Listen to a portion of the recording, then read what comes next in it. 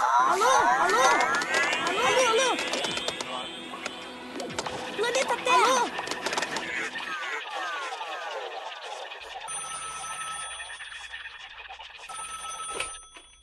Alô? Alô, alô, estamos começando mais um episódio do Alô Ciência. E o tema de hoje é agrofloresta. Eu sou a Camila. Eu sou o Lucas Andrade. E nós temos dois convidados muito especiais aqui com a gente. Vocês querem se apresentar? Claro. É bom, né? Meu nome é Nicolas.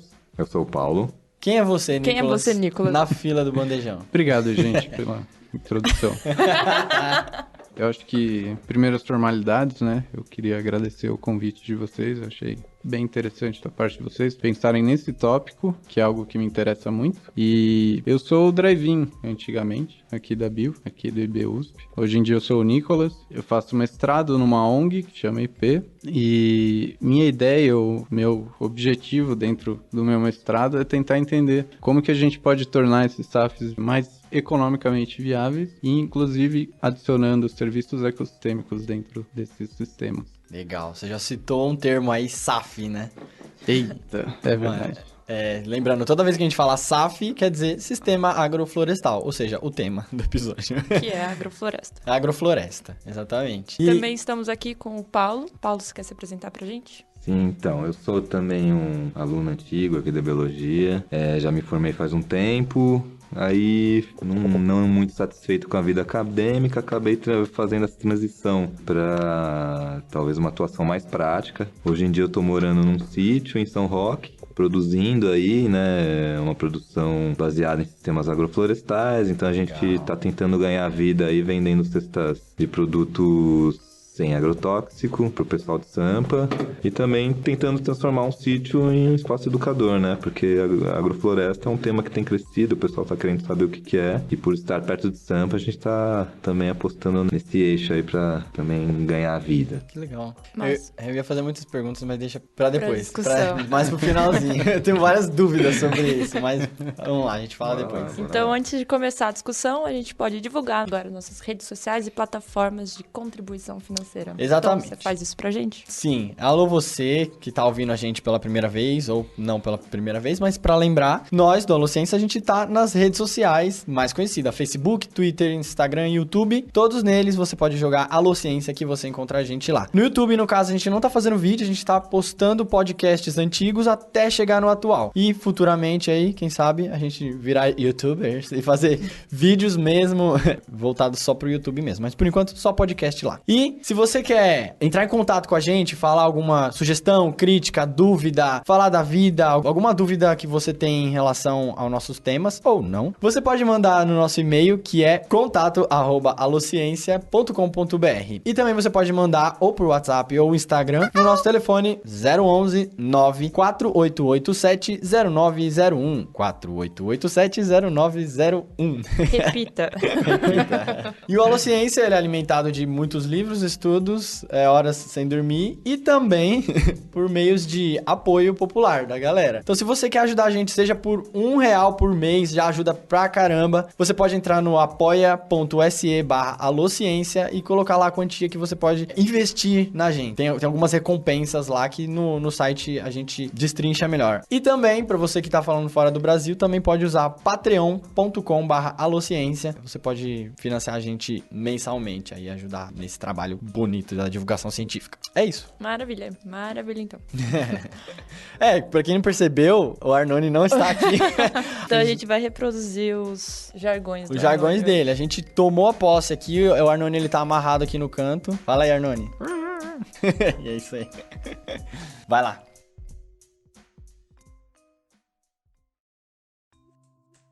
Beleza. Então, para começar a nossa discussão, acho que seria muito legal se a gente começasse definindo o tema, basicamente. Então, o que é uma SAF, um sistema agroflorestal ou uma agrofloresta? À vontade. Bem, então a galera acaba definindo sistemas agroflorestais como uma forma de produção agrícola com elemento árvore. Isso de uma forma bem resumida, né? A gente tem, então, um sistema de produção, tanto alimentar ou qualquer tipo de cultura que venha da terra, com árvores perenes e também com árvores que podem ser retiradas ao longo do tempo. Eu acho que eu adicionaria, inclusive por parte da definição dentro da FAO, né, a Organização Mundial para a Agricultura, que eles mencionam que esses sistemas agroflorestais, eles têm que ter um componente arbóreo perene, que vá perdurar durante vários anos, e não vai ser utilizado necessariamente dentro da produção do sistema. E ela também pode conter animais, inclusive, e não só vegetais. Importante, bem importante. Então, a gente, trocando em miúdos, a gente pode resumir a agrofloresta como... Você pode começar a partir de um terreno bem degradado, essa agrofloresta, certo? E a partir dos conhecimentos que a gente tem de reflorestamento, como que uma floresta começa a surgir num ambiente natural mesmo. E ao longo do crescimento dessa floresta, a gente vai tirando produtos do crescimento dela, certo? Com certeza. Inclusive, é ideal você começar de um terreno desgastado do que você ter que derrubar árvores para modificar esse cenário, né? Legal. Não faz sentido, na verdade, você Mas é ter o uma floresta. famoso cinturão, né? A não ser que sejam leucenas, exóticas, pinheiros, eucaliptos. Aí... É verdade. Tá, pensando agora numa agrofloresta, é a mesma coisa que produtos orgânicos? Toda agrofloresta produz produtos orgânicos? Olha, sim e não. Ah, eu adorei. Porque, assim, primeiro, o sim eu diria por conta da forma de produção, né? Acho que quando a gente fala de certificação orgânica, leva principalmente em conta os tipos de insumos e defensivos que você está usando, né? Existe toda uma restrição aos produtos industriais, não necessariamente todos industriais, mas o que são considerados mais tóxicos para o meio ambiente e para as pessoas. O não eu digo porque eu já vi muita produção orgânica sendo produzida de forma monocultural, ou seja, só uma coisa em áreas grandes, sem cobertura de solo, né? Então a gente tem um processo erosivo, né? Tem um sistema sem diversidade e também no que não leva muitas vezes à questão social, que a gente vai falar aí, né? Um pouco também. Então tipo, o cara pode plantar um milharal sem necessariamente jogar herbicida, pesticida.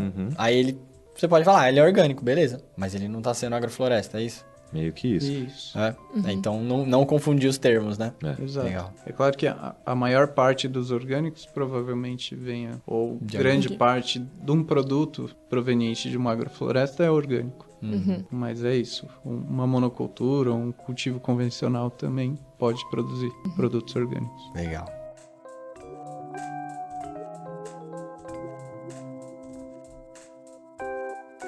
Pra gente definir a agrofloresta um pouco, seria bom a gente definir um pouco o que é sucessão ecológica, certo? Pra poder entender esse termo. Então, eu gosto de fazer essa metáfora, né, da sucessão ecológica, mostrando, por exemplo, uma área degradada, sei lá, uma área que foi aterrada, por exemplo. Se você deixar ela sozinha, o que vai acontecer? Vai começar a nascer uns matinhos, um capim, provavelmente uma braquiária, né, que é o capim exótico. E a partir disso, ao longo de uma escala longa, assim, né, de repente daqui 5 anos, começam a surgir algumas arvorezinhas mais rústicas, né, que a gente pode definir como pioneiras, né. Essas árvores pioneiras, elas começam a trabalhar solo, né? Começam a descompactar, jogam as folhas no chão, isso vai transformando numa terra melhor, dando condições para árvores mais exigentes entrarem nesse sistema também, que a gente pode chamar elas de secundárias. E tem, por fim, né? Isso já fala numa escala de 50 anos, de repente as árvores clímax, são árvores que vão ficar por, de repente, até centenas de anos dentro dessa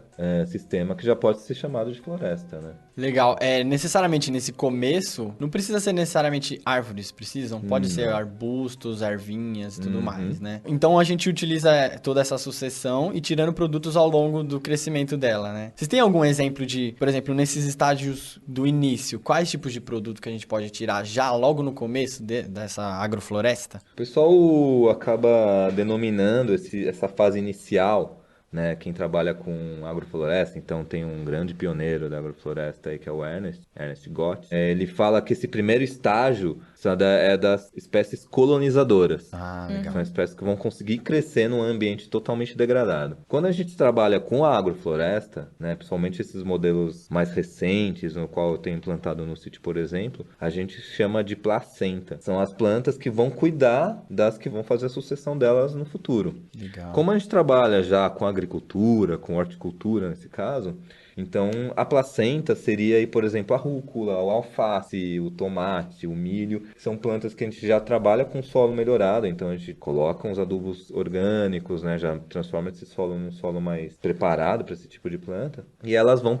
também cuidando de espécies mais exigentes que também já foram introduzidas, tipo as frutas, árvores de semente, por exemplo, um jatobá, que vai precisar de uma sombra no começo, então o milho, o tomate vai fazer uma sombra, vai cuidar dessas plantas mesmo. Então a gente pode trabalhar com a sucessão ecológica, dentro desse conceito da sucessão ecológica, numa agrofloresta, colhendo alimento que seja em todos os estágios de sucessão, né? Desde a rúcula, do milho, sei lá, da banana que demora um ano e meio, até, de repente, tirar uma árvore madeireira para fazer um móvel, que seja daqui 30 anos. Uma coisa legal que o Paulo tá falando é que quando você tem o processo de sucessão ecológica acontecendo, não só a comunidade vai se estruturando, vai sendo mais complexa estruturalmente, mas o ambiente muda com isso. Então, o solo, ele pode sofrer maior fixação de nitrogênio, então proporciona que outras espécies consigam colonizar ali, a maior sombra, a luminosidade reduz, e com isso, outros animais podem ir colonizando o ambiente também. Então você também tem uma mudança na sucessão da fauna. Então só ilustrando o que a Camila falou, tem um estudo aí que a gente vai linkar no post, que eu achei bem legal. É de um cara que pegou uma área que estava totalmente degradada e aí ele começou a estudar não as espécies de planta, né, que estavam crescendo a partir daquela floresta que estava desde o início, e ele acompanhou até o clímax dela, né, quando ela está com árvores bem grandes, dosséis, bem fechados. Em vez de ele analisar as plantas, ele analisou o solo e quais tipos de animais moram nesse solo, né? Vivem nesse solo. E ele viu que ocorre uma sucessão também dessa fauna, como a Camila disse. No começo, quando estava bem degradado, que o microclima desse solo, né, tava bem quente, seco, tinha pouca cobertura vegetal, então o solo estava mais exposto ao sol, tinha basicamente um tipo de artrópode, né, que a gente chama de colêmbolas, né, que é tipo umas formiguinhas brancas, não é formiga, mas parece formiga. Eles têm uns milhares. Então só tinham eles são bem pequenininhos e ficavam lá nesse solo. E aí, conforme foi aumentando, por exemplo, crescendo árvores, e essas árvores deixam cair a folha delas, aí forma aquilo que a gente chama de serrapilheira, né? Todo aquele primeiro extrato de folhas mortas, né? Que a gente tem na floresta. Aí começou a ter mais densidade de larvas de moscas, por exemplo. Também tinha essas colêmbolas ainda, mas também surgiram besouros, aranhas e também tendo uma mínima população de minhocas, essas minhocas mais superficiais. Beleza. E aí ele continuou acompanhando essa sucessão. A serrapilheira começou a se acumular cada vez mais. E aí a matéria orgânica se acumulando, né? Aqueles animais morrendo ali no meio também, fazendo mais um acúmulo de matéria orgânica ali. Aí começou a surgir, além dessas espécies, também surgindo minhocas. Umas minhocas não só superficiais, mas umas minhocas mais profundas. Quer dizer, com minhocas profundas. As minhocas profundas. Umas minhocas que fazem túneis subterrâneos. Uma minhoca mais profundos. Exato. Então essas minhocas que elas ficam mais no fundo também surgiram. E aí, pô, ele acompanhou toda essa mudança na fauna ali, né? Então eu achei muito louco isso. Antes eu achava que era só plantas, né? Que estudo que é esse? É o estudo de um cara chamado Lai, que foi feito em 92, assim. Link no post aí. Tá. Da hora. Legal. Acho que tem essa parte também, quando a gente fala de sucessão ecológica, como o Lucas falou, tem um conceito também dentro dos sistemas agroflorestais que conforme se dá esse processo de sucessão ecológica, a gente tem um acúmulo de vida, de biomassa, né? E de diversidade, né? Então, não só as condições para plantas mais exigentes crescerem, mas também a vida estabelecida e a biomassa estabelecida, que algumas pessoas falam também de carbono, mas enfim, complementar isso aí. Sim. Uma das coisas que eu acho mais legal da agrofloresta é você pensar nas espécies que você está plantando, nas espécies de plantas que você está plantando, não simplesmente como, pô, eu vou aumentando o tamanho dessas plantas cada vez mais, mas também você ter a inteligência, né, aquela coisa de saber quais são as propriedades de cada espécie, né? Então tem algumas clássicas aí que, bom, você deve saber melhor que eu, Paulo, mas que você cultiva justamente por um propósito que não vai necessariamente produzir uma fruta, algum alimento para você, mas é para ele, vamos dizer, melhorar aquele ecossistema, né? Então, o que eu tenho como exemplo são as leguminosas, que a gente fala, que são os feijões, ervilhas. Eles são bem conhecidos por eles abrirem o solo, certo? Tipo, se o solo tá muito compactado, se você planta essas leguminosas, as raízes delas começam a descompactar o solo. E também eles acumulam nitrogênio, né? Que é um fator que muitas vezes é limitante no solo, né? Então ele acumula nitrogênio dentro dele e aí cai as folhas dele e as folhas deles acabam depositando esse nitrogênio na terra, certo? Então é um exemplo que eu acho muito, muito legal, assim. Cada planta tem uma propriedade, né? Não necessariamente todas, mas a gente pode usar isso. Você tem mais alguns outros exemplos, Paulo, pra falar pra Com gente? certeza. O Ernest, ele sempre fala, né? Mato não é mato. Legal. Né? Cada planta tem sua função. E aí, assim, a gente, normalmente, quando a gente trabalha numa área, considerando que boa parte do solo agriculturável no Brasil está degradado, a gente trabalha com essas plantas que têm essas funções aí de colonizar o solo, né? Que a gente pode chamar também de adubação verde, plantas de adubação verde. São plantas rústicas que conseguem crescer em condições mais extremas, assim, então solos compactados ou muito ácidos ou com pouco nutriente, né? Então, tem, por exemplo, feijão guandu, feijão de porco, crotalária, que são leguminosas nesse caso, que eles conseguem aí compactar o solo, fixar nitrogênio do ar, né, por associações com outros micro-organismos. E tem umas também que não necessariamente são leguminosas, mas também conseguem crescer nesse ambiente, tipo margaridão, nabo forrageiro, né? Isso a gente fala de plantas mais arbustivas. A gente também usa muitas outras plantas mais de porte arbóreo para fazer essa função, por exemplo, né, de melhoramento do solo. Então a banana é uma planta bem interessante. Nesse caso a gente usa a banana não só para produzir alimento, mas, por exemplo, nos modelos que a gente produz lá no sítio, a primeira banana que dá, a gente não deixa produzir banana, a gente corta, desapega, então tem de rolar esse desapego na agrofloresta.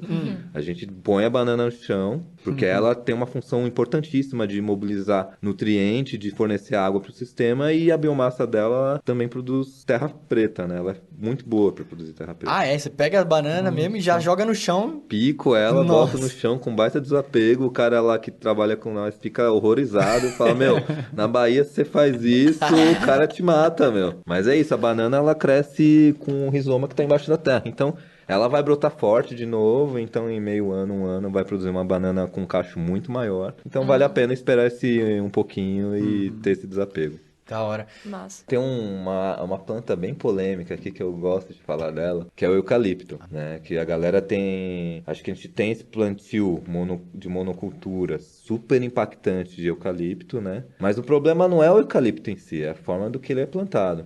A gente tem usado muito eucalipto nas nossas agroflorestas, a gente planta ela de forma super adensada, cada 1,5 m nas linhas de árvore, e ela serve para poda. A gente poda o eucalipto, joga no chão, ela vai produzir muita biomassa, vai melhorar muito o solo, a raiz é super profunda, então vai acessar locais que outras raízes não conseguem acessar, tira o nutriente de lá, com a poda a gente mobiliza esse nutriente para o solo, que rapidamente é incorporado, e que outras plantas absorvem, né? E aí quando a gente fala desse lance das exóticas, olha pro teu prato de comida e vê o que é nativo do teu prato de comida, né? Então, acho que é muito da forma que a gente usa essas plantas, né? Não adianta a gente fazer uma monocultura, por exemplo, de adubação verde, que você não vai melhorar tanto um solo que se você fazer um plantio diverso. Você falou em planta exótica. Você quer definir pra gente o que seria uma planta sim. exótica? Plantas exóticas são plantas que não são do ambiente que elas estão crescendo. Então, por exemplo, na Mata Atlântica, a gente tem uma diversidade gigantesca, por exemplo, de árvores. E o eucalipto, com certeza, não é desse local, não é desse país. Os eucaliptos são da Austrália, por exemplo, né? O mamão não é daqui, a banana não é daqui, né? Então, o que você gosta de comer e vê de onde é, né? A maior parte é exótico, né? E o eucalipto, geralmente, ele é visto com maus olhos, né? Porque tem Com razão, né? Mas... tem muita monocultura de eucalipto, né? É nesse sentido que você tava falando. Mas aí, no seu caso, você usa a seu favor, né? Legal, da hora. Puta, eu acho muito da hora isso. Então é legal isso que o Paulo falou na plantação dele. Ele consegue, então, utilizar várias propriedades de algumas plantas a seu favor para aumentar a produção ou para mudar a qualidade do solo. E aí, isso acho que entra um pouco de começar a falar de benefícios ecossistêmicos, certo? Então, o que seriam, então, benefícios ecossistêmicos?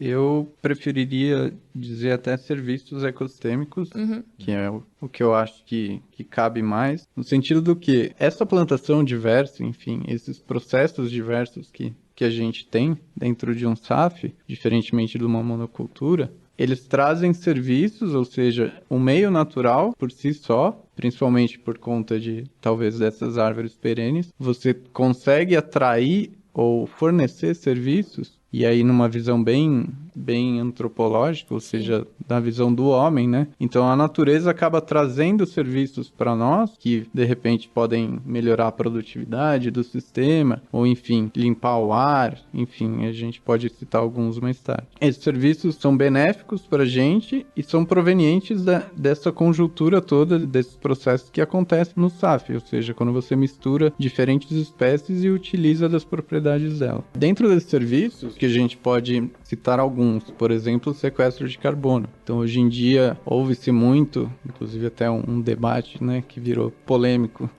sobre a real existência de um fenômeno de aquecimento global ou não, né? Abraço, Trump. Ai, ai.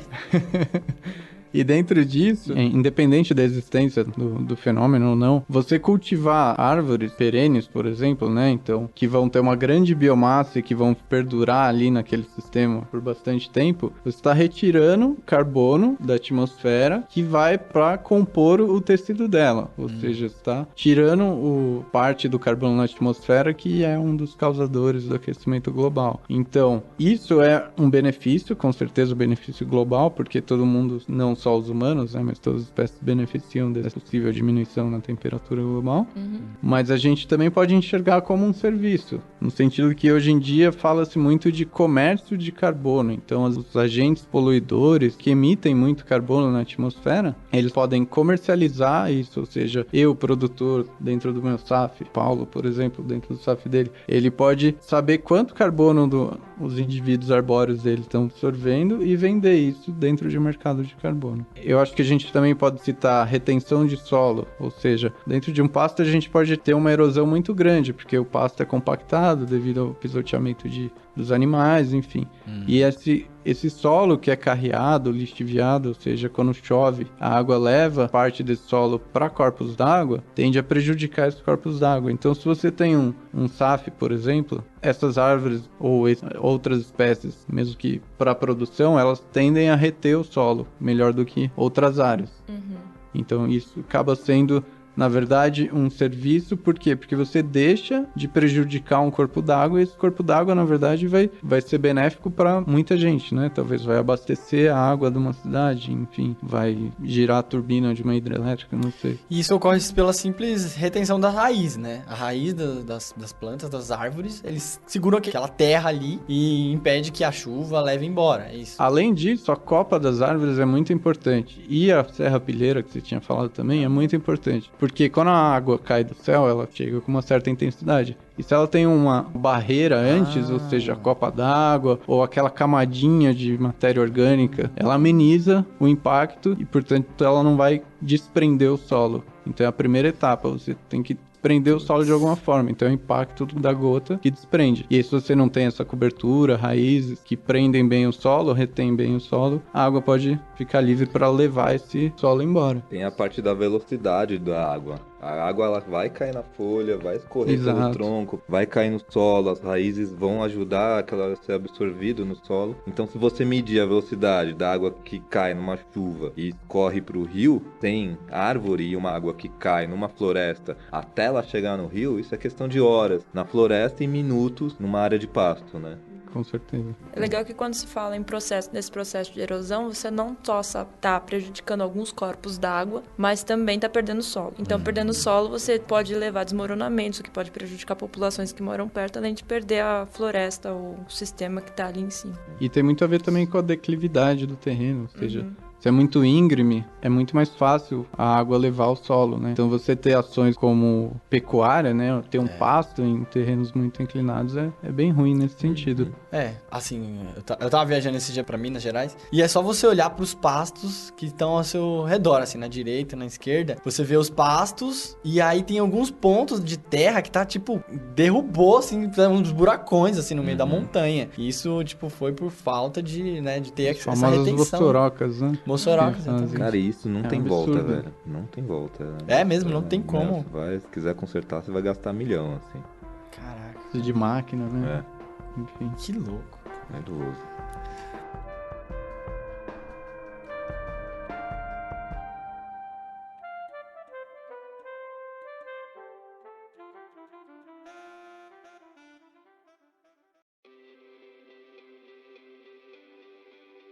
um pouco de teoria de ecologia, né? De biogeografia de ilhas, por exemplo. E um outro conceito que a gente chama de stepping stones, é usado em português como trampolins ecológicos, né?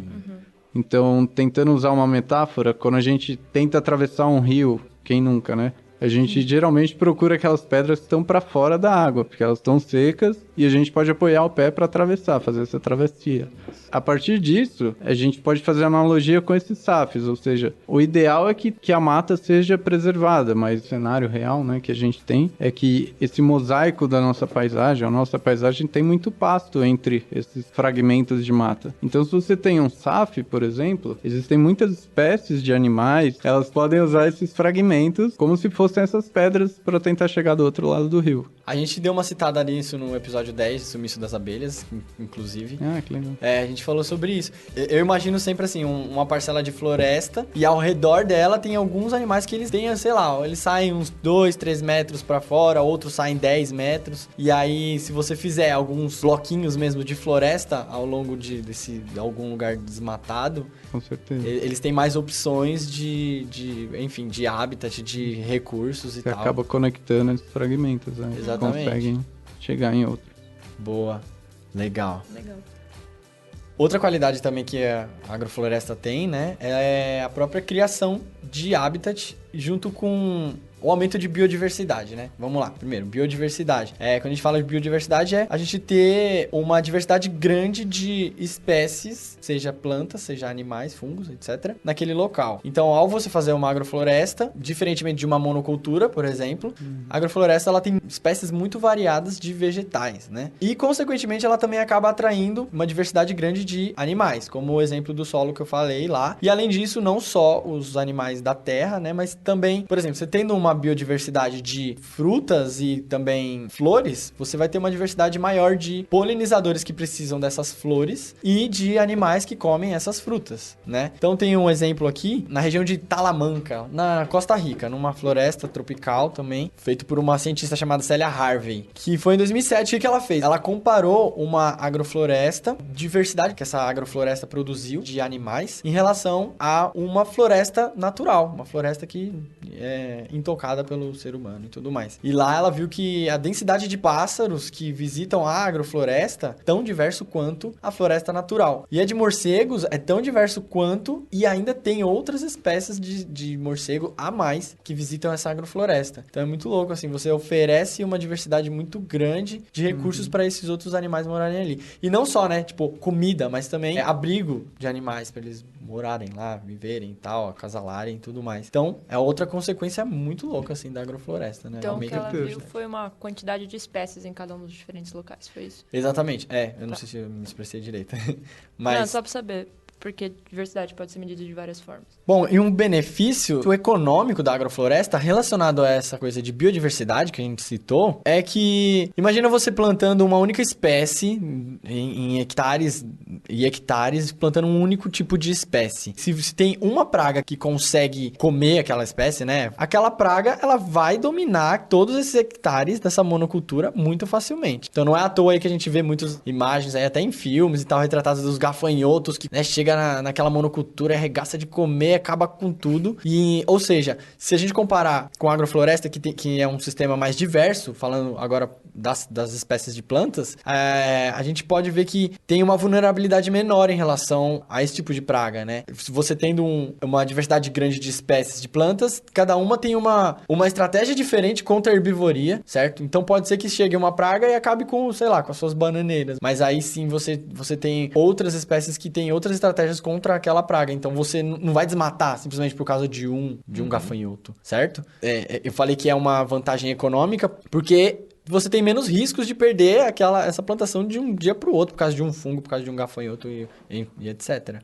Certo? Não, total. Lá a gente faz um plantio, assim, normalmente de umas 30 espécies na área, 20 a 30 espécies em um módulo de agrofloresta. E a gente sempre conta com uma perda, assim, de 80%, de 20%, desculpa. Ah, tá. Porque é isso, vai ter algum bichinho, uma lagartinha, mas essa lagartinha, ela não vai comer os 100%, como você falou, ela vai comer uma folhinha ou outra. E, sempre quando surge uma lagartinha, sempre vai aparecer alguma vespa que bota um ovo nessa lagarta. Então, essa própria diversidade, né? É uma Nossa. flor que atrai a vespa que vai Boa. comer a lagarta, sacou? Pode crer. É uma rede alimentar, né? A gente fala na cadeia alimentar, mas não é uma cadeia, é uma rede alimentar gigantesca com relações que a gente nem tem ideia, né? Exatamente. Então, quanto mais espécie, mais equilibrado vai ser a área. Que é o controle biológico, né? Que chamam. Uhum. Quando você não precisa aplicar um produto químico para combater uma praga. Sim. Então atrair o predador daquela espécie, né? É. Da hora isso. Falando em controle biológico, é que às vezes algumas monoculturas tentam fazer controles biológicos também. Uhum. E aí você tem a grande furada do século, né? Você tem, Que você você traz tem uma uma praga e você população- traz um outro outro. para acabar com o outro. E essa nova espécie acaba sendo, então, a nova praga. Aí você traz outro pra acabar com a Nossa, eu lembro de um episódio dos Simpsons, que é assim, tem um problema de lagartos, aí eles falam, não, a gente vai colocar um monte de ursos aqui na cidade, eles botam um monte de ursos, aí eu falei, e agora, como a gente lida com esses ursos? Aí falam, não, eles vão hibernar e um dia eles morrem. Enfim, você vai introduzindo espécie até o ponto que você fala, e aí, acaba onde isso, né? Pois é. E aí, no SAF, o controle é, de certa forma, natural, né? Você não precisa trazer um monte de espécies que vão predar outra, porque provavelmente elas já estão circulando ali naquele sistema. Uhum. Essas espécies são as trazidas, são as ditas espécies exóticas, que o Paulo já definiu pra gente. São espécies que não são nativas de um determinado ambiente. Então, naquele ambiente, elas não têm um predador natural. Uhum. Então, por isso que elas acabam se reproduzindo, dado que o alimento é abundante, elas acabam se reproduzindo em larga escala.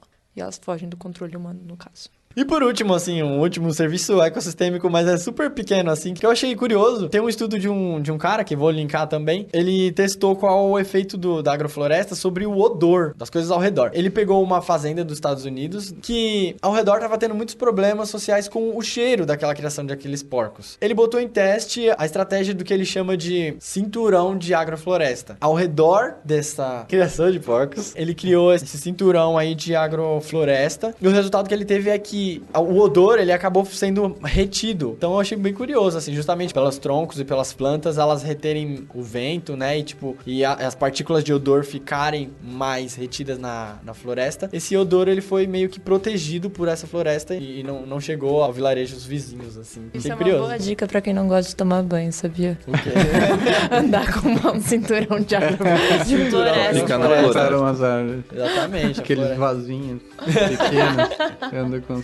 Legal, então acho que até agora a gente conseguiu embasar bastante o que seria, então, uma agrofloresta, uma SAF, um sistema agroflorestal, e linkar isso no contexto mais ecológico, ou seja, como que a teoria ecológica está relacionado com esse novo tipo de produção agrícola. Então acho que agora a gente pode passar para um contexto social do sistema agroflorestal.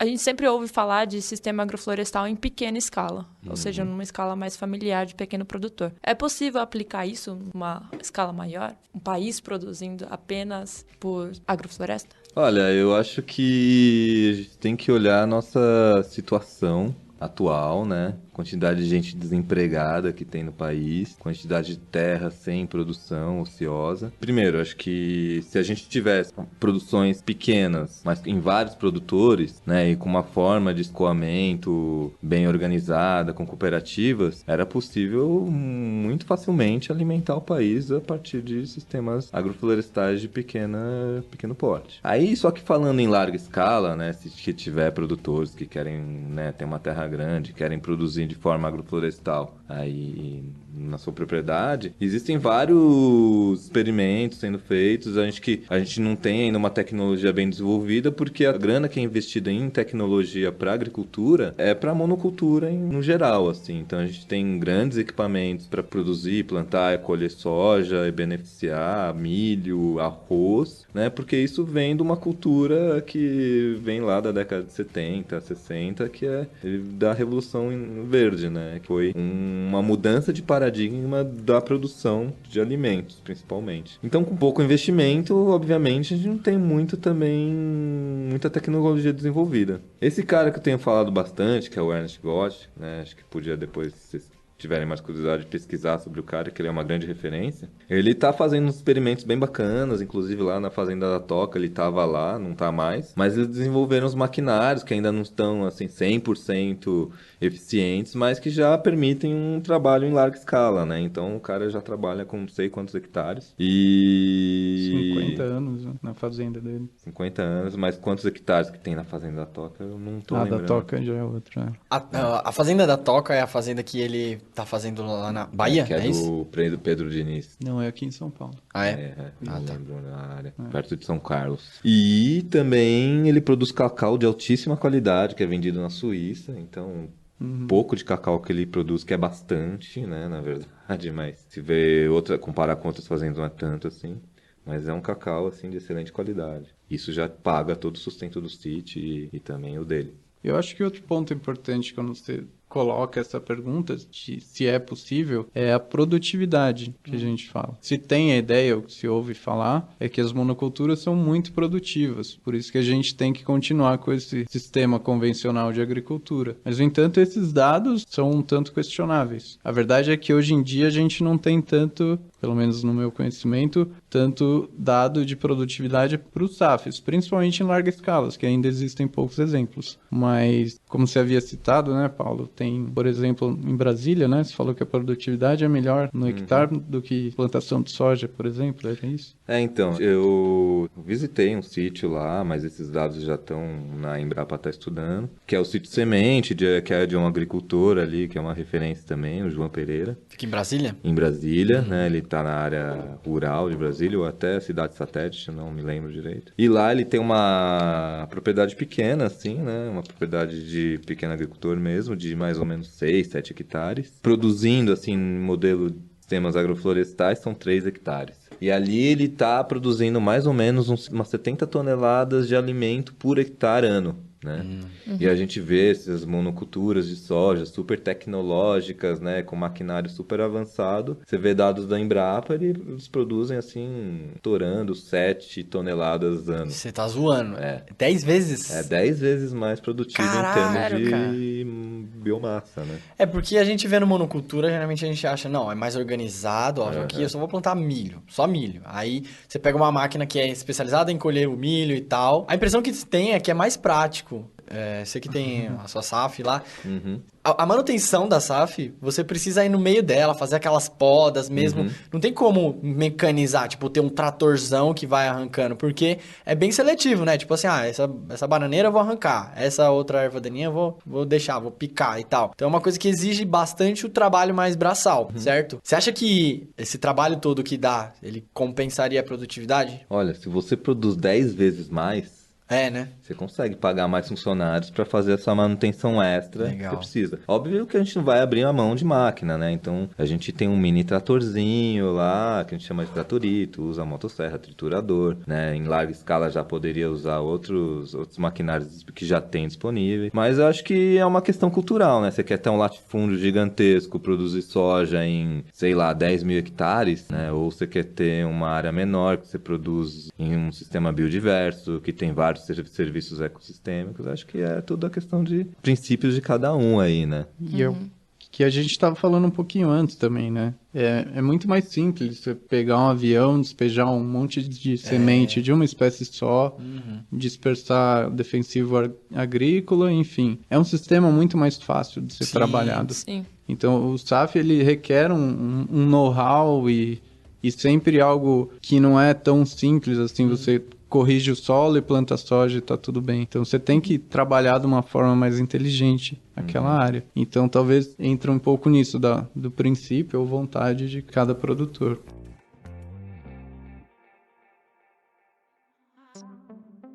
A gente acabou discutindo anteriormente vários benefícios ecológicos de um sistema agroflorestal e agora a gente está vendo que no contexto econômico ele pode ter algumas desvantagens. Ele vai dar mais trabalho e ele acaba demandando um maior tempo para a produção. Existe algum benefício ou uma desvantagem agora visando do lado social de um sistema agroflorestal?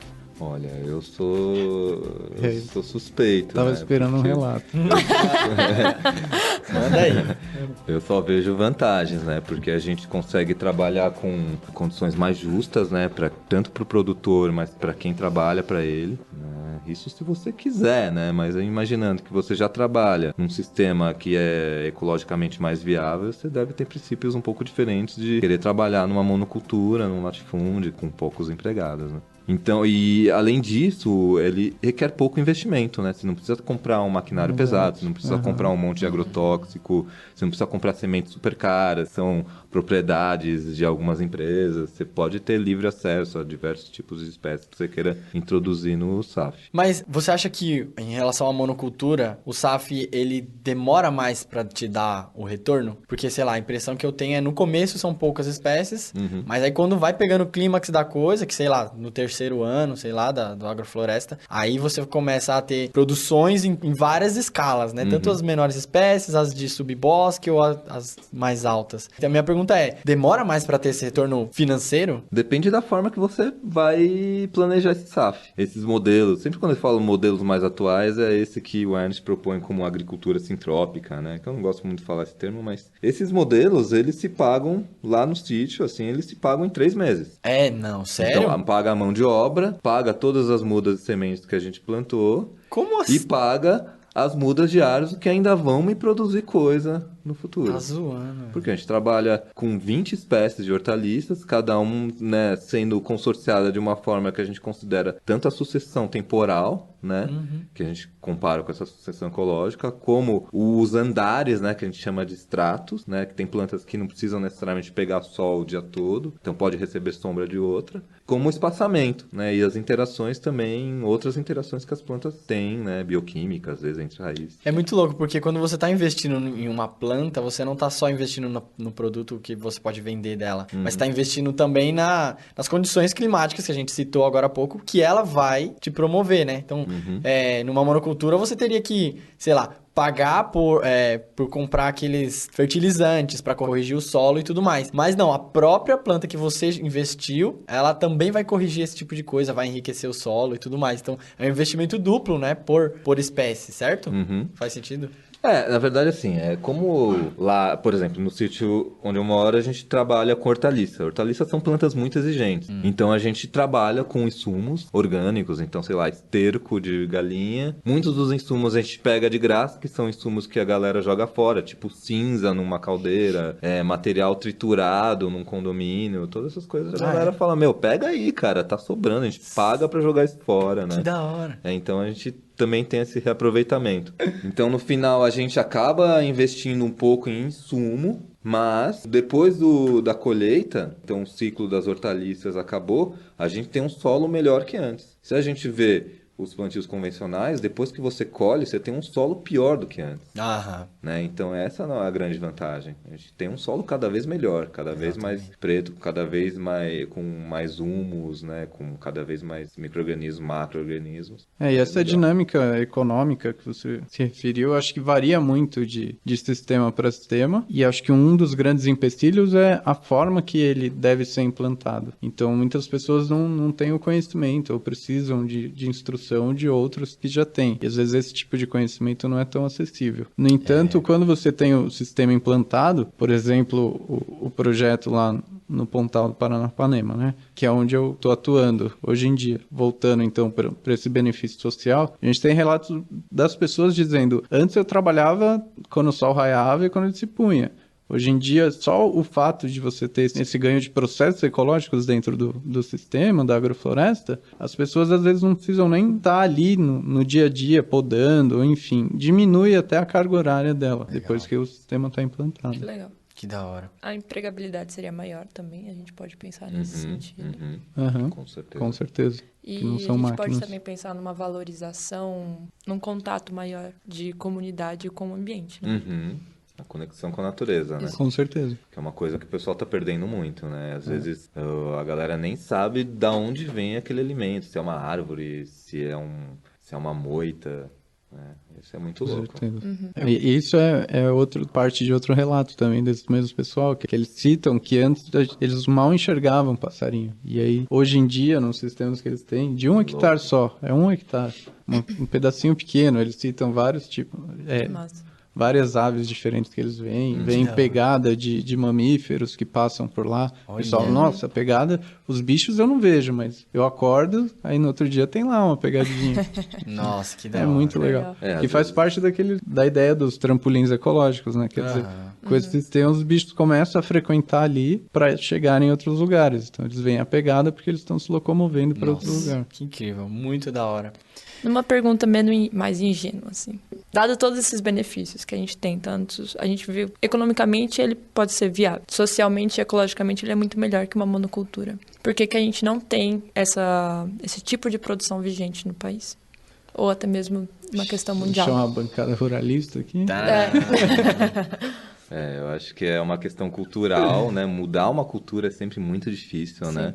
E existem muitas influências fortes aí, né? Com certeza. Então, a bancada ruralista, que tem uma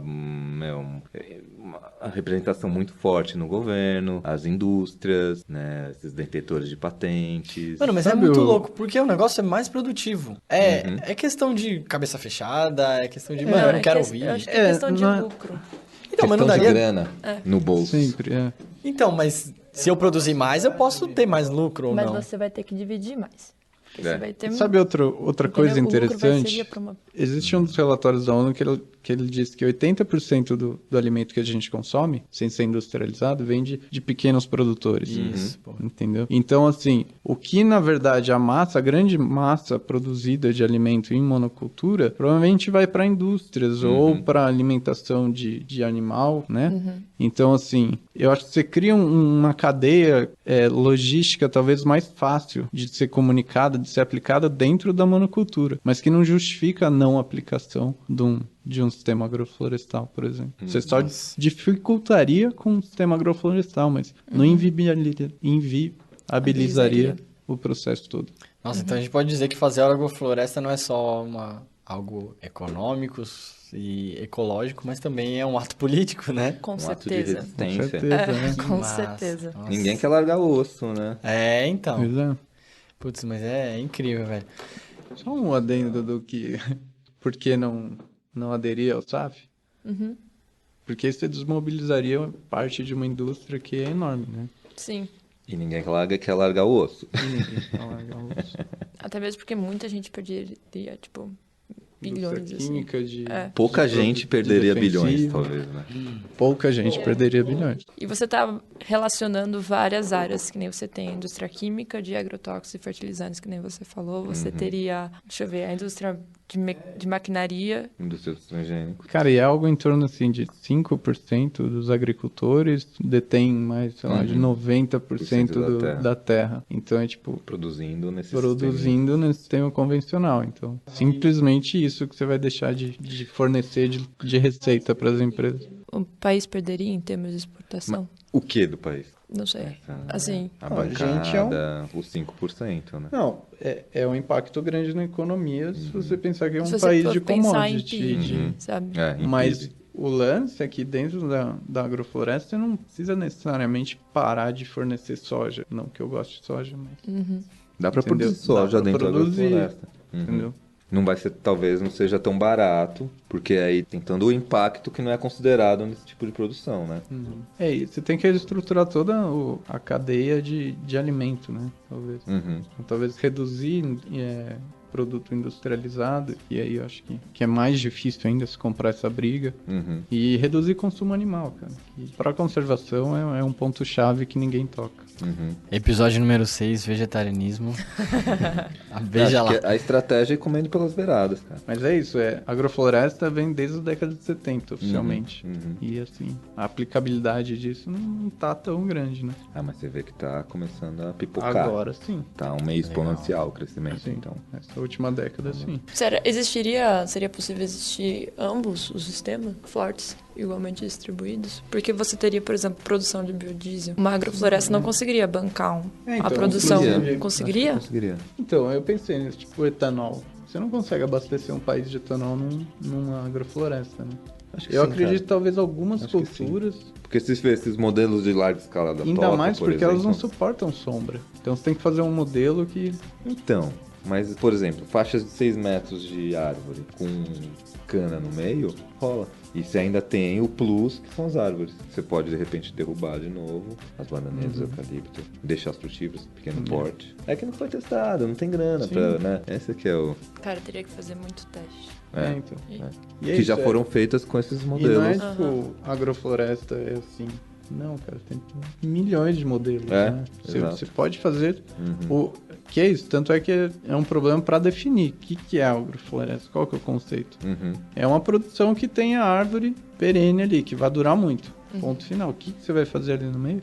Tanto é que eu até estou acompanhando um projeto de lei da senadora do PSDB, que ela quer aprovar o apacentamento. Acho que esse é o termo. Apacentamento. Que é você poder cultivar gado na reserva legal, no SAF da reserva Nossa. legal. Então, tipo, dentro do SAF você pode ter animal. Nossa. Mas na reserva legal, porque antes a gente tinha o quê? Era floresta intacta. Uhum. Agora você pode ter um SAF. Ainda Daqui a pode pouco você produzir ter alguma gado. coisa. Meu Deus, já mas você pode ter é muito gado. impacto, velho. É muito impacto. Que Nossa. viagem.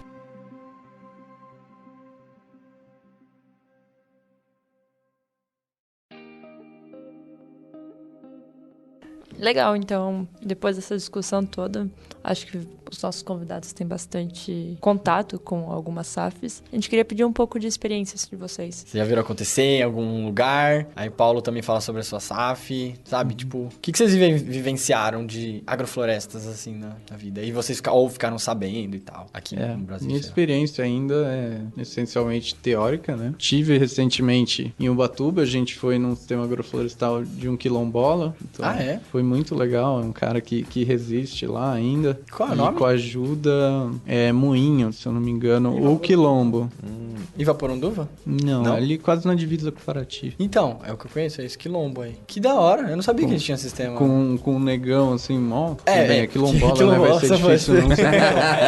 Mas eu não lembro o nome dele. Que legal, é perto de Paraty que eu conheço Mas mesmo. é, perto de Paraty, é demais. Tem um moinho logo na entrada. Então, acho que é lá mesmo. Eu fui lá que já eu conheço. Demais, Nossa, que né? da hora. Muito legal. Mas é isso, lá você vê a dificuldade que é. Primeiro porque o terreno dele não ajuda muito. E é de difícil acesso e é muito íngreme. Mas pelo relato dele, você vê a dificuldade que ele tem nesse sentido, assim. Então ele precisa de muita ajuda de fora. Então, para conseguir produzir ou ter um ganho financeiro pequeno. Então, é um pouco daquele revés que a gente estava falando, do viés financeiro. Às vezes não é tão recompensador. Mas fora isso, eu pretendo agora, em outubro, eu vou visitar alguns SAFs na região do Pontal do Paranapanema, que são os que eu falei do relato. Legal. Então eu vou ver pessoalmente esse pessoal, que são assentamentos da década de 70 de movimentos sem terra que instalaram nessa região. E hoje em dia eles têm a terra deles e eles aplicam essa metodologia, né? Eles aplicam a agrofloresta na produção deles. Da hora. Massa. E Paulo, você que administra uma agrofloresta aí desde quando você tem a sua agrofloresta? Desde o ano passado. Ah, é? É pouco tempo. E aí, como é que é? Qual é a sua rotina? Tá rendendo já? Como é que é fazer essa agrofloresta aí? Então, eu como um bom ser urbano, né? Vivi quase toda a minha vida em Sampa. Foi uma transição, né? A gente mudou pro sítio ano passado, aí estruturou. E começou bem devagar, assim, pra ver qualquer história, pra adaptar, né? Pra calejar a mão. O agrofitness aí é trampo pesado. Mas é bom, né? Porque você vê várias vezes a galera em Sampa, fica sentado o dia inteiro e aí vai pra academia, puxa ferro que não vai gerar nada. Exatamente. Eu, Vai- no dia a vai dia, gastar, tô inclusive. lá praticando um exercício diário e não preciso ir pra academia depois, né? Por enquanto. Mas enfim, a gente começou de pequeno e até tirar os vínculos, assim, de trampo, demorou. Você conseguiu largar seu trampo e viver Fui aos disso? poucos largando. Ah, que da hora. Larguei esse ano um trampo que eu tava bem, assim, economicamente tava bacana, mas aí eu falei, tô morando num sítio e tô vivendo Que legal. na cidade, né? Qualidade de vida, né? Que legal. Quero qualidade de vida e quero trampar ajudando, de alguma forma, uma mudança cultural na coisa que eu acredito. Produzindo Legal. mais. Produzindo e querer mostrar na prática que existem modelos de agrofloresta projetos aqui funcionam e que podem gerar renda para uma família. Onde que fica seu sítio? A gente tá pertinho de Sampa, estamos em São Roque. Aqui da USP dá, 30 minutos sem trânsito. Legal. Produzindo umas uvas lá? Pra entrar Uva, no- não, uva, cara, devido às mudanças climáticas, a galera não produz mais uva em São mesmo? Roque. Ah, é? Não rola Caramba. mais festival lá. Todo então. festival do vinho é uva de fora, cara. Pô, Nossa. É. Que triste. Aliás, nem é o cachofra mais, porque tá chovendo no inverno, tá uma loucura, cara. Nossa. Tá. Aliás, mudança climática é um negócio assim que pode afetar muito a produção de alimento em breve. o que você tem produzido lá ultimamente? Cara, a gente tem focado em hortaliça, Uhum. né, em geral, assim, tem visto que legumes é uma coisa que mais tem demanda dentro das hortaliças. E queremos focar nas frutas, só que fruta é isso, você planta e vai colher daqui 2 anos, né? Isso. Então, nesse meio tempo, levando esse conceito de sucessão ecológica, a gente também pensa na produção em todo o tempo, né? Sim. Desde o primeiro mês até, sei lá, Futuro, quando começar as frutas. Legal. E você, como que é a distribuição, assim? Eu sei que é uma distribuição em cestas que você faz, assim. Isso. É diferente do, tipo, só vendo uma coisa fechada, né? Então, Exato. depende da época também, né? Do que você... Depende, cada coisa tem sua época, né? Tem Mas- coisa que você produz o ano todo, né? Mas, sei lá, a gente tem mais ou menos 20, 30 itens disponíveis, aí faz uma tabelinha, manda por e-mail pra galera, o pessoal escolhe, monta a sua cesta, Aham. aí a gente leva pro pessoal do Sampa. Então hoje eu tô aqui também porque de manhã eu tava entregando cesta pra galera. Ah, Personalizadas. personalizado, que da hora. Você quer deixar seu contato? Né? Acho que é Depois uma podia boa. deixar o link aí É. do sítio, a gente tem um Vale a site pena. e tal. E aí, só assim, a gente tá com uma área ainda relativamente pequena, 500 metros quadrados, e viu que com isso a gente alimenta 10, 15 pessoas, assim, 10, 15 famílias com 500 metros quadrados, né? Nossa meta é aumentar, porque até pra ser viável economicamente, a gente ainda tem que aumentar um pouquinho, mas viu que talvez dê certo. Legal, cara. Puta, muito legal. E também citando nesse quesito de vivências, assim, né? Eu acho que é bom a gente citar o que tá rolando aqui na biologia da USP, né? Recentemente tem um coletivo aqui da biologia que chama Taiobas do Matão, que é da Rua do Matão, né? Aí é um coletivo de agroecologia aqui da USP. E recentemente foi cedido para pro coletivo uma área bem grande, né? Daqui a gente tem uma mata e foi cedido essa área pra gente fazer uma agrofloresta lá. E a galera tá firmando mesmo. E rolou uns mutirões, eu participei inclusive do primeiro, assim, que a gente foi cortando as árvores lá e já começando o nosso sisteminha lá. Então, em breve aí vocês terão mais notícias sobre a agrofloresta da Bio USP, Irado. produzindo coisas e, cara, achei sensacional. E vai gerar estudos também em cima disso. Bem da hora, bem da hora. A gente ficou bem empolgado, assim. E a gente não, né? Eu não participo, eu só dou uma ajuda às vezes. quando Onde que precisar. tá sendo? Tá sendo aqui na Matinha? Matinha, atrás do Sobre as Ondas, atrás do jardim da USP, da Bio. aham. Bem bacana. Hã? É atrás do Sobre as Ondas. Ah, não é na Matinha. Ah, é na Matinha, a aqui. reserva é pra do outro lado. Isso, é o mato ali atrás do Sobre as Ondas. Ali. Por isso você falou de cortar as árvores. Eu falei, mas ele tá fazendo Ah, não. justamente o que não que não é. podia. Exato. Opa, corta essa aqui. Você tá desmatando pra produzir um. Gente, por favor, eu não concordo com vocês. Não, é na região que foi cedida por professores e tal. Tudo tá legalizado, tá?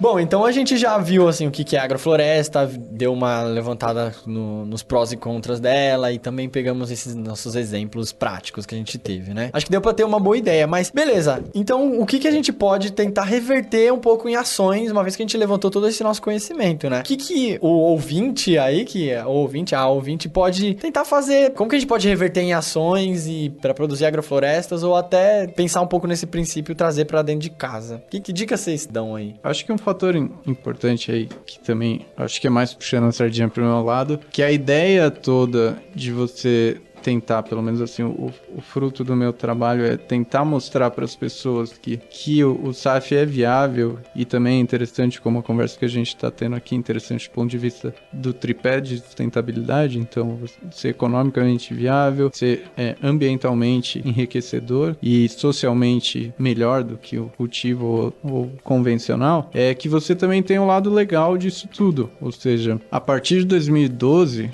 com a aprovação da nova lei florestal, a reserva legal, ou seja, a antiga reserva legal, o que que é a reserva legal? Era uma parte da sua área, para o produtor rural, no caso, que tinha que ser preservada. Simplesmente, ela tinha que ser uma mata intocada. E isso, muitas vezes, não era cumprido. Então, muita gente não preservava a sua mata.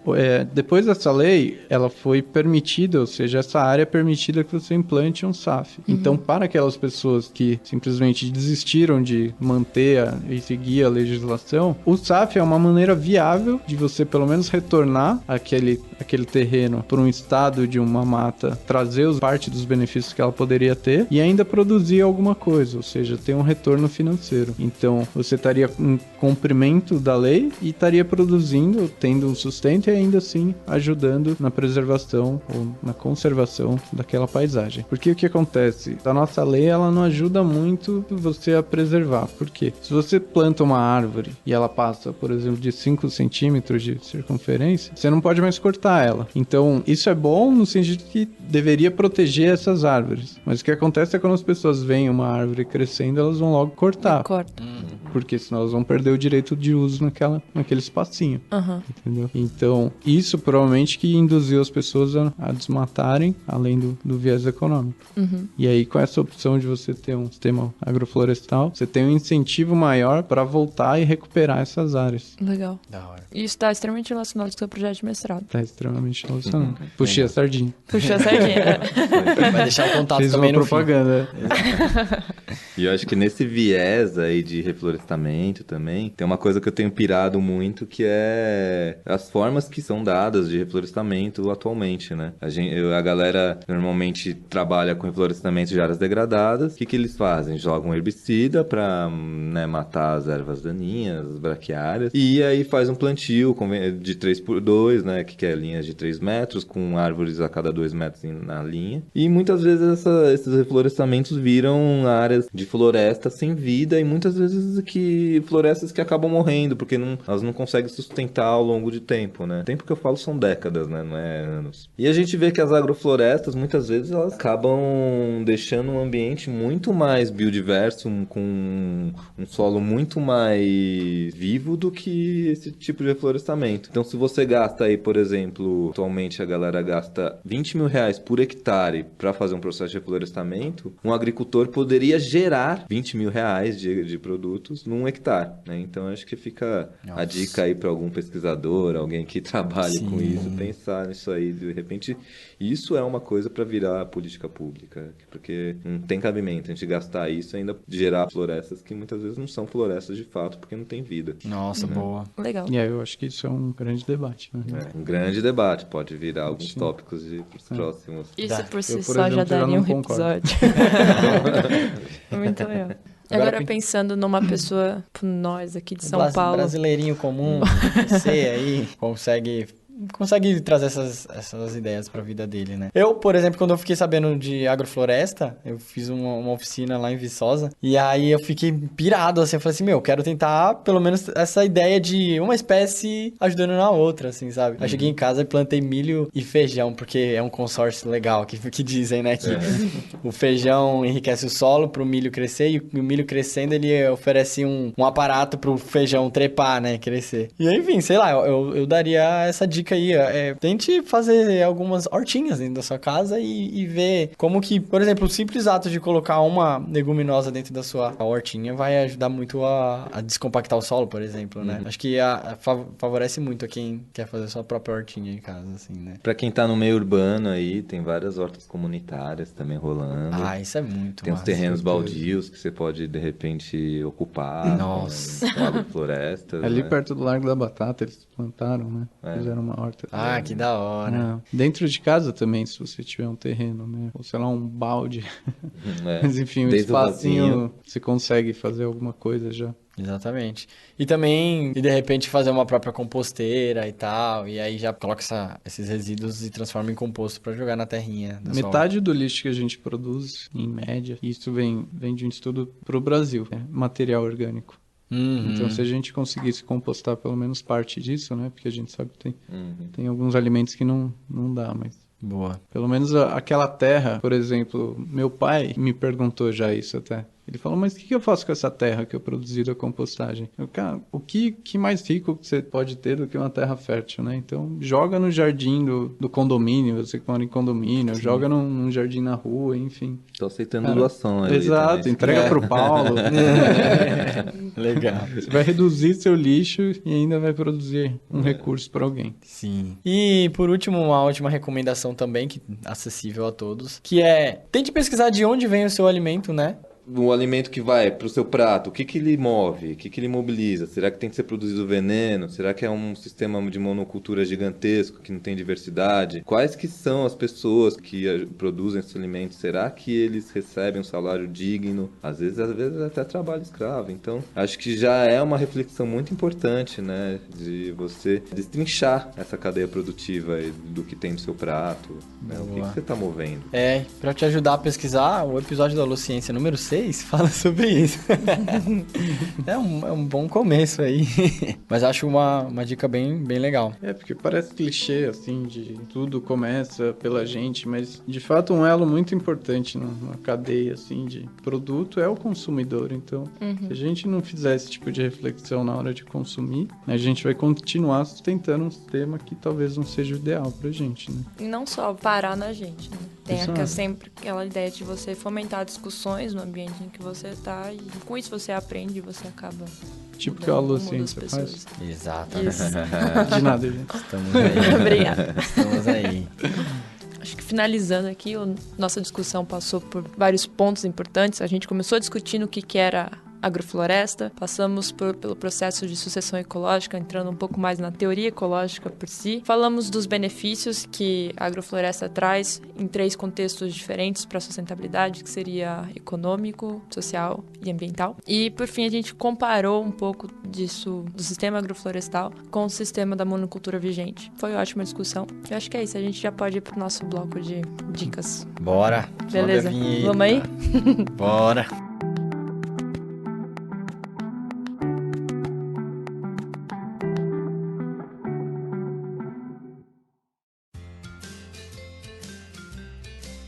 Então, vamos agora para as nossas dicas culturais. Já estamos. Tom, quer começar? Pode ser. Eu queria fazer a indicação de um podcast que é muito bom. Ele tá entre um dos mais baixados, assim, do mundo. Que o nome dele é Invisibilia. Ele é em inglês, tem a barreira do inglês, mas já falo uma dica sobre como ouvir em inglês. Mas esse Invisibilia é sobre comportamento humano. E é muito legal que são duas apresentadoras, Alice Spiegel e Lulu Miller, o nome delas. E elas falam sobre coisas invisíveis que estão ao nosso redor, do comportamento humano. E eu queria recomendar especificamente o episódio 2, assim.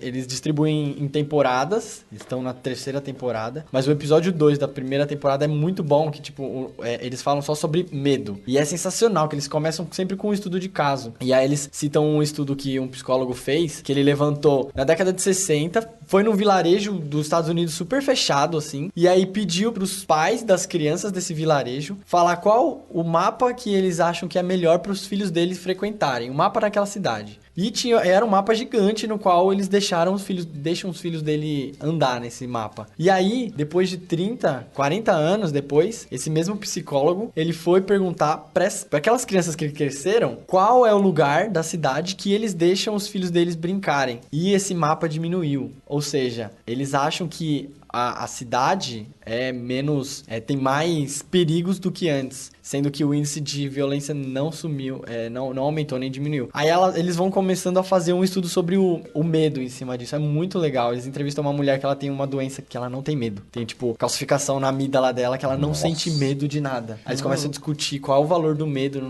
nossa vida e tal. Mano, sensacional, assim, muito louco. E aí, 1 hora de episódio e contando história. É em inglês, mas o que eu faço eu uso o aplicativo que dá pra você diminuir a velocidade da reprodução. Então, eu coloco, tipo, metade da velocidade, então, tipo, eles vai falando bem lentamente, assim. Aí dá pra entender melhor. Exatamente. Exatamente. Aí, conforme você vai pegando, tipo, listening, aprendendo a ouvir melhor, você vai aumentando a velocidade, né? E é bem legal, que você aprende inglês enquanto você ouve o podcast. Isso é muito massa. É bem legal. Então fica aí a dica, Invisibilia, o episódio número 2, chamado Fearless. Legal. Nicolas? Olha, eu pensei numa dica boa agora também, pensando na língua. Inclusive eu vi hoje na minha aula, de você colocar suas redes sociais na língua que você está aprendendo, por exemplo. Ah, Que legal. aí você vai se habituando aos jargões, enfim. Eu achei uma dica muito boa. Outra, eu acho que mais voltado para o que a gente discutiu um pouco, é o documentário que chama Demain, Amanhã em francês. Ah, Demain. Demain. Demain, como se escreve? Isso, Demain. Demain. Demain. Tem no Netflix, então acho que o problema Ah, de legal. línguas não vai ser um problema, que você pode mudar o idioma. Legal. E ele fala, na verdade, sobre ações sustentáveis, principalmente voltadas para a produção de alimento, que a gente pode ter. E aí vai coletando os exemplos ao redor do mundo. E é muito interessante, é bem interessante. Eu gostei bastante, pelo menos. E eu acho que a terceira dica que eu gostaria de dar é cultivem uma planta, gente. Ah, Eu acho que é muito bom você chegar e ter que se preocupar com algum outro ser vivo que não você mesmo. E não precisa ser um animal que ocupa muito espaço e dá muito trabalho. O problema é quando você tem animais que comem essa Cultive Tem uma vários planta no problemas teto, assim em gente. casa. Longe do alcance dos seus gatos. Total. Legal. Paulo, quer ir?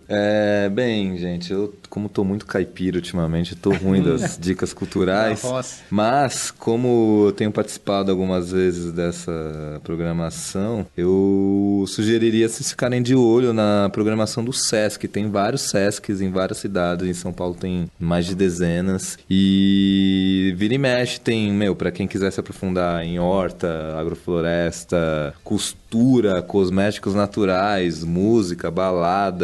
Acho que vale a pena dar uma olhada sempre no que tá rolando. Toda semana tem coisa bacana. Então fica a dica aí. Nossa, é uma coisa que eu sequelo muito. Toda vez eu lembro e falo, nossa, existe o Sesc aqui e eu não tô ligado. Tem muita coisa bem legal.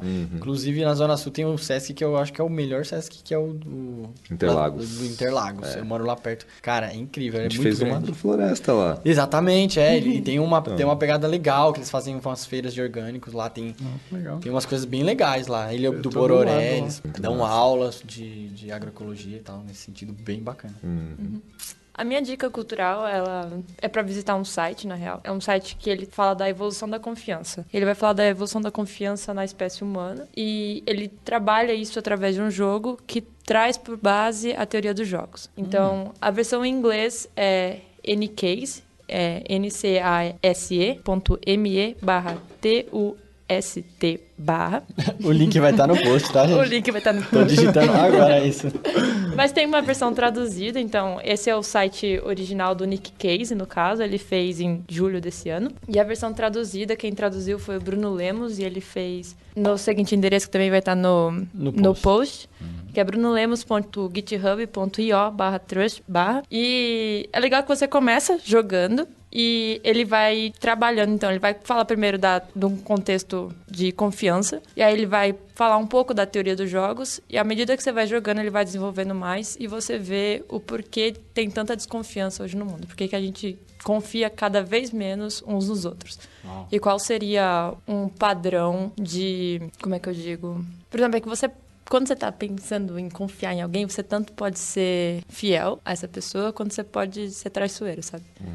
E aí sempre tem balanços com relação a isso. Tem custos e benefícios, conforme você vai ser. Quando vale a pena você ser traiçoeiro e quando vale a pena você ser fiel. E geralmente ser traiçoeiro é mais vantajoso. Não necessariamente. Não? E também não necessariamente é mais vantajoso você ser fiel. É? Tem Então certeza? tem um balanço, tem um balanço de quanto vale. E é legal que nesse jogo você consegue mexer nos custos e nos benefícios e você vê quem ganha essa corrida, no caso. E ele da hora. trabalha tudo isso por baixo da teoria. A teoria dos jogos é maluca, né? É muito louco. legal. Eu achei o site... Ele é muito bonitinho, ele é super legal. E você consegue mexer e modelar várias coisas. Assim. Você consegue mexer nos parâmetros e você vê como ficaria o sistema de acordo com as condições que você determina. Mas tem um objetivo? É lindo. Tem um Ixi, objetivo já tá assim, modelando já, assim. Foi mal. De fato, uma ecóloga. Mas Que é legal, doida. enfim. Aí tá a minha dica. E uma outra dica um pouco mais relacionada ao tema, mas só pra vocês procurarem se no lugar em que você mora, por exemplo, se você mora em condomínio, se você mora em algum lugar, se tem algum tipo de sistema que você possa contribuir. Por exemplo, no prédio que eu moro, que é o mesmo prédio que o Lucas mora, tem sempre umas velhinhas que cuidam de uma hortinha lá. Ah, é verdade. Eu sempre vou lá roubar as hortaliças, mas eu não contribuo muito. Ui, Eu conheço as velhinhas. Que isso sabe?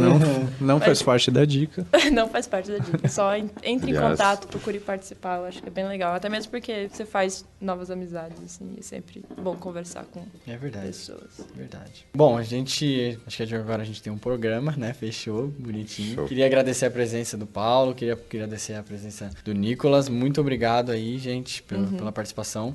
Bom, façam seus jabás aí, gente. Paulo, por favor, faça seu jabá aí sobre a sua agrofloresta. Como que a gente te acha na internet e tal. Bem, a gente tá com um site agora, apesar de caipira a gente tá moderno. Se bem que o site nem é mais moderno, né? Mas tem Instagram também. Agora sim. Você tem que ter um podcast. Sítio Amaranto, procura lá. Como? Tem Sítio Amaranto, tem página no Facebook, tem Instagram. Link no post. Tem o site, né? sitioamaranto.com.br. Daí tem todos os contatos. Se quiser mandar um e-mail, tem nosso calendário de atividade, a gente faz curso, entrega cesta, recebe visita. Quanto tá uma cestinha? Varia, né? Ah. Porque é cesta aberta, você vai escolhendo o que você quer. Ah, A legal. gente entrega. Puta, É da hora. mordomia total. Ótimo. Talvez a gente esteja sendo até muito... tá até muito fácil pra galera. Vamos lá. Mas é isso aí, a gente tá nessa aí e vamos ver o que vai dar. Eu acho que eu não tenho nenhum jabá pra fazer, mas só agradecer mesmo o convite. Legal. E eu gostei bastante do episódio. Acho que deu pra cobrir grande parte do Legal. top. Muito bom. Muito obrigada, gente. Foi Eu ótimo. tô sendo mal educado também, não agradeci, então agradeço a oportunidade. Exatamente. E Importante é o parabéns jabá. pela iniciativa aí de vocês, disseminando conhecimento. É isso aí, cara. Felizão, orgulho dos meus bichos. E também queria agradecer ao coletivo Taiobas do Matão, que eles ajudaram bastante na discussão e no apoio à pauta. A gente queria trazer a Salomé, um dos membros pra cá, mas infelizmente por questões técnicas não deu. Mas fica pra uma próxima, a gente queria agradecer bastante essa galera. Muito obrigada, galera. É isso. Fechou. Valeu! Beijo. Beijo!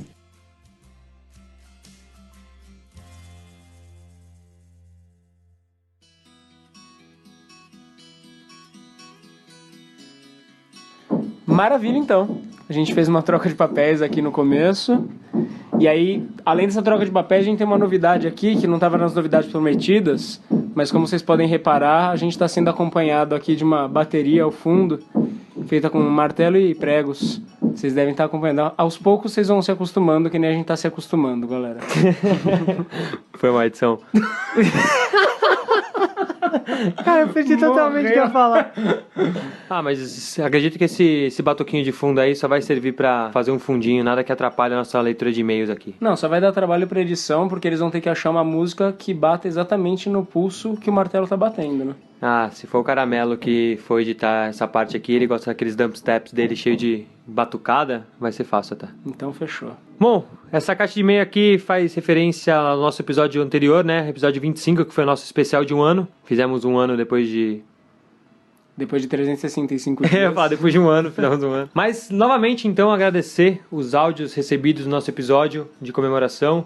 Recebemos sugestões de temas, tivemos lembretes de episódios que ficamos de fazer. Ah, um dia a gente faz esse episódio e até agora não fizemos. Recebemos críticas, comentários. E acho que tudo isso vai ser útil pra gente melhorar o projeto cada vez mais, né? Ah, com certeza. E eu acho que encheu a gente de alegria perceber o quanto o projeto é importante para pessoas que a gente ainda não teve a oportunidade de conhecer. Acho que foi muito bom, a gente recebeu mensagens de vários lugares do país e deu para perceber que, assim, devagar a gente tá fazendo alguma diferença na vida de algumas pessoas, né? Que é a ideia do projeto. Isso é muito bom. No começo a gente tinha um pouco de medo de ficar projeto dentro de um clubinho, assim. A gente, obviamente, apresenta para os nossos amigos mais próximos, eles começam a ouvir. Mas é bom quando a gente recebe áudio de diversos lugares do Brasil, perceber que o projeto tá se expandindo, né? Não, e dá uma alegria quando a pessoa coloca que ela já se sente nossa amiga conversando com a gente enquanto ouve o episódio. Acho que faz todo sentido com o que a gente quer fazer na divulgação científica.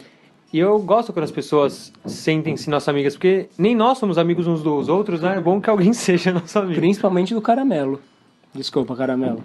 Brincadeira. Bom, mas então, aproveitar também para agradecer nossos novos patrões, né? Tivemos mais pessoas que quiseram participar financeiramente com o projeto, ajudar a crescer, ajudar a comprar equipamento, pagar hospedagem e todos os custos que temos. Deixar o projeto cada vez mais rico. Então vamos agradecer ao Cristiano Costa, ao Werder Krollin e ao Renato Gama, os nossos novos apoiadores. Então, pessoal, muito obrigado pela contribuição de vocês. É importantíssimo, independente do valor que vocês contribuam, para que nosso projeto continue crescendo e melhorando. Exato. E desculpa o Werder Krollin, se não é assim que se pronuncia seu nome. Tem uma interrogação. Não, tem uma exclamação. Desculpa, uma exclamação. Não foi você que colocou? Não? Queria só fazer um lembrete também. No episódio de 1 ano recebemos no nosso site uma felicitação do Daniel Capa. Ele mandou um feliz aniversário, galera. E lembrar que o Capa, né, deu uma força pra gente no começo do podcast, não só ele como o pessoal do Dragões de Garagem. Então fica aí novamente a lembrança. O Capa também que participou do nosso episódio número 2, que é o Ciência e Esporte. E que foi responsável por puxões de orelha na hora certa, por fazer comentários, críticas, elogios. Ajudou bastante a gente a ter um pouco da estrutura que a gente tem hoje, né, de pensar o podcast e tal. Exato, e ele faz desenhos muito legais, eu sigo o Instagram dele, ele tá agora com parte de edição de podcast também, se você tem um podcast e tá pensando em editar, é bom trocar uma ideia com o Capa. Exatamente, o trabalho dele é muito bom. Exato, e se você quer saber mais do Capa e na verdade de todas as pessoas que já participaram do nosso podcast, você pode entrar lá em alociencia.com.br/convidados, lá vai ter um textinho bem legal sobre as pessoas que ajudaram no nosso podcast durante esse 1 ano. Maravilha. E aí, vamos para a leitura de e-mails finalmente. A gente tem um e-mail que a gente recebeu pelo contato@alociencia.com.br, que diz o seguinte: alô cienceiros, sou Emerson, 22 anos de São Paulo, e queria fazer uma sugestão de pauta sobre algo que eu gostaria muito de áudio ver vocês falando: paradoxos. Só uma coisa, eu queria já... Esse primeiro parágrafo tem muitos pontos bons nesse e-mail. Primeiro que ele começa com alô cienceiros. Que já pode ser o nosso novo chamamento entre os alô cienceiros. Entre os alô cienceiros. Depois ele começa dizendo o nome dele, o Emerson, né? Ele fala a idade e fala de onde está falando, que é São Paulo. E além de tudo, ele faz uma sugestão de pauta que ele quer áudio ver, desculpa, que é sobre paradoxos, que é um tema muito legal. Então, em um parágrafo, ele conseguiu trazer muitas coisas positivas. Esse parágrafo, Emerson, já dá um episódio por si só, viu? E ele continua: esse é assunto que vem me fascinando nos últimos tempos e seria ótimo ouvir uma galera boa falar sobre esse assunto. Ele continua melhor ainda, então, né? Falar uma galera boa. Eu não sei se ele acertou o podcast. Ele colocou cienceiros, ele sabe que tá mandando pra gente. Não, tá certo. Muito obrigado pelo galera boa. E por fim ele coloca: peço desculpas se o assunto não for muito pertinente a propósito do podcast, mas como já disseram, não importa sobre o que se fala, mas quem fala. E é muito bacana ouvir vocês falarem sobre os diversos assuntos. Despedidas e obrigado. Acho que a gente que agradece, primeiro que é um tema muito legal, de fato, e pelo e-mail que achei super legal também, né? Muito bom. Obrigadão, Emerson. E acho que dá pra falar de ciência em vários lugares, em vários temas. Eu acho que a proposta do nosso podcast e, na verdade, da divulgação científica como um todo, é mostrar que a ciência pode estar em todos os lugares, basicamente, né? Com certeza. Esse tema tá super contemplado e já é um tema pra gente começar a pensar, né? Assim como os temas que já foram citados, que a galera mandou nos áudios. Exato. Como eu disse, galera, no episódio de 1 ano, a gente tem uma lista com quase 70 temas. Assim, vai demorar um pouco pra sair, mas praticamente espero que a gente consiga chegar até o episódio número 70. Com todos esses episódios contemplados, né? E só pra finalizar aqui a leitura de e-mails pra não ficar muito longa, eu recebi no Twitter do Dr. Rancho Crute, que na verdade é @FreireCristiane, que eu não sabia, mas o Rancho Crute, o Marcos me lembrou aqui, que é um personagem do Pica-Pau. É um personagem maravilhoso, que se eu não estiver enganado, é aquele que troca o gênero, que ele fala meio com um sotaque diferente, meio gringo, assim, que ele fala aquela pica-pau tonta. Pelo nome Hans Schukrut. Faz sentido, né? Faz sentido ele ser alemão. Enfim, ele só falar que ela mandou um obrigado por recomendar o Miles Davis no episódio 24, que o som é maravilhoso. Então, só o registro aqui que as pessoas ouvem as nossas dicas culturais. Pois é. Que é muito legal. E também aqui dar o crédito à pessoa que realmente merece, que foi o Max, que ficou ouvindo o Miles Davis e colocou na minha cabeça. Eu já ia agradecer ao próprio Miles Davis, porque ele me acompanhou no mestrado, e aí eu coloquei ele na cabeça do Arnone, e aí agora ele chegou até o Dr. Rancho Crutz. Então, Rancho Crute, muito obrigado pela mensagem aí. E para finalizar, queria agradecer ao Paulo Manos e o Nicolas pela participação nesse episódio, pela disponibilidade, e valeu aí. Com certeza, acho que o episódio ficou super legal, eles mandaram super bem no tema, é um tema complicado, mas já fica aí um pré-convite para, de repente, um aprofundamento ou uma diversificação desse tema. Se só ir por si só, dariam vários episódios, né? Com certeza. Mas então, galera, acho que é isso. Desculpa a leitura de e-mails com esse batuque ao fundo, se é que vocês estão ouvindo esse batuque, acredito que sim, porque ele tá bem alto. Acho que sim. Mas é isso, casa em reforma, às vezes tem isso. Falou, galera. Beijos e até a próxima. Ou quando tivermos mais fichas. Valeu!